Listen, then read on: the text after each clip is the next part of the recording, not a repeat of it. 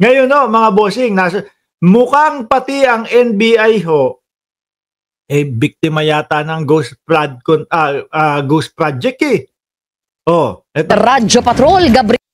Mukhang pati NBI building mga kababayan, biktima din Pakinggan natin. National Bureau of Investigation ang ipinatatayong NBI building sa Maynila matapos madiskubring 2 kumpanya ng mga diskaya ang...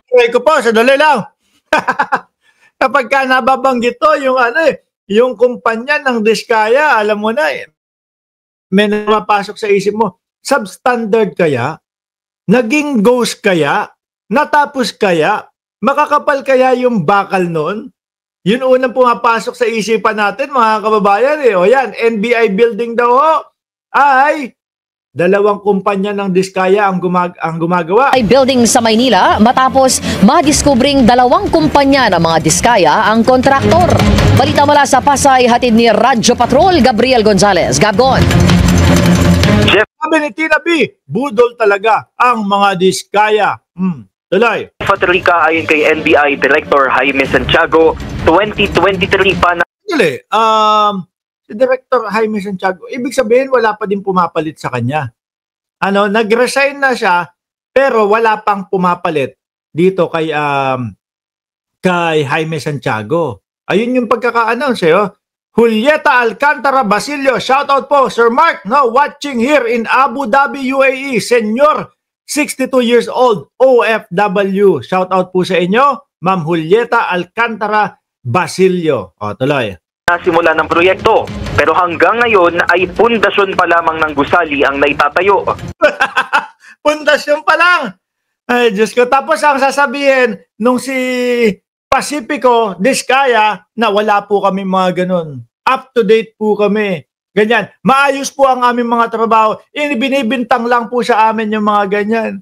Pati nga yung, di ba, yung kung hindi ako nagkakamali, museo ng unang ginang para po doon sa mga music, etc. o yung mga film industry natin, mga bossing.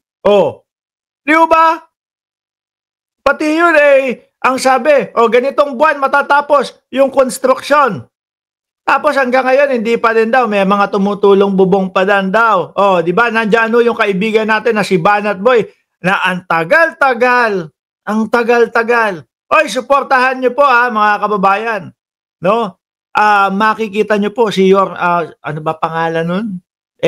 Meron pong bagong pangalan si Banat Boy, mga bossing. At meron kaming itatayong bagong channel. Sige, suportahan nyo po yun. Ilalatag namin dito at 1 week akong mag-guest doon. Game!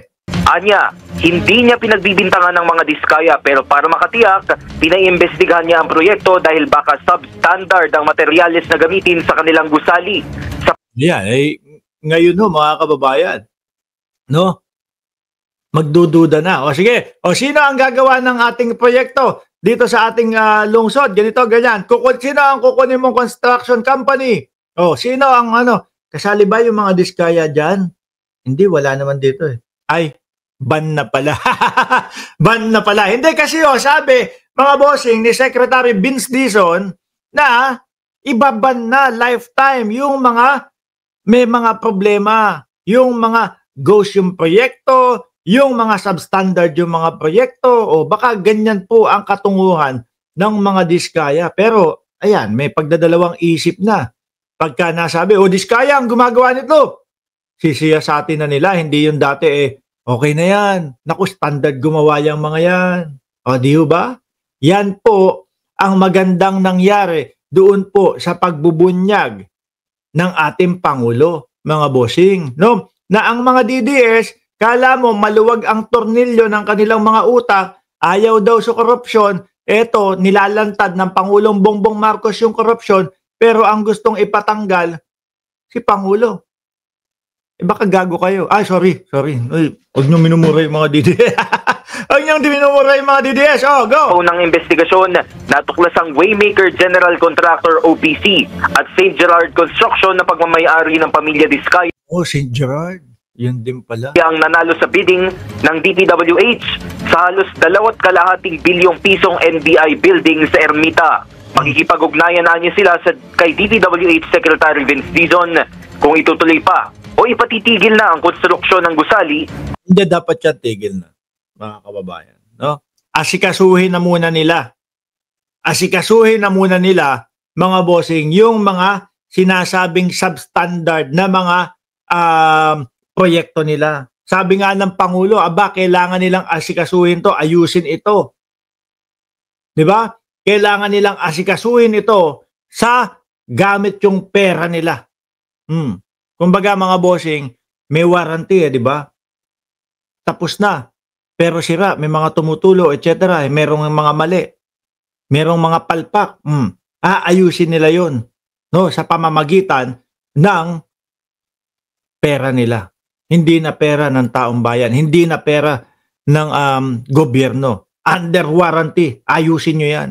Sabi ni Black Bolt, trabaho ng Commission on Audit, dapat yan sabi ni Black Black Bolt. Sabi ni Matita Bitoon, itigil na muna. Pumoko sila doon sa mga sinasabi na mga ghost project, di ba, Makmak? Tuloy. Habang posible ring mausog ang inauguration nito. At yan ang balitang kumpirmado, sigurado, ito ang Radyo Patrol. Mainit ho ang ulo ni Secretary Vince Dizon. Bakit mga kababayan? Anak ng tinapa, may pinuntahan silang isang flood control project. May pinakita silang isang flood control project, mga bossing. Grabe! Alam nyo kung ano yung nakita? Yung mga tubo o yung mga PVC na paglalagusan o dadaanan ng mga tubig baha doon sa mga galing sa mga street. Kaprasong ganyan Siguro isa't kalahating ruler ang haba. Tapos sinuksok lang na gano'n. Props lang. Mga siraulo yung gumawa noon. Napamura ko Napamura, mga kababayan. Sabi ni Arthur Bartolome, makapal naman, makapal ang muka. Sabi ni Michelle Cabellion, corrupt mga senador at congressman at mga construction and engineer, kanya-kanya ng investigasyon sa kanilang kakampi. Ito, ang mas pagtutuunan natin ng pansin, yung ICI ng Pangulo. Yung Independent Commission mga kababayan. Di ba, Gerald? Ngayon mga bossing, pumunta na tayo kay dito muna tayo kay Meow Meow Meow Meow. Meow Meow Meow Meow Meow. Dito na po ang umpisa, mga kababayan, ng ating main topic. Eto.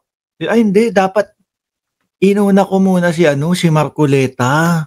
Dito muna tayo kay Marcoleta, mga kababayan. Nag-abstain. Nag-abstain yung anak ni Marcoleta na ito mga kababayan.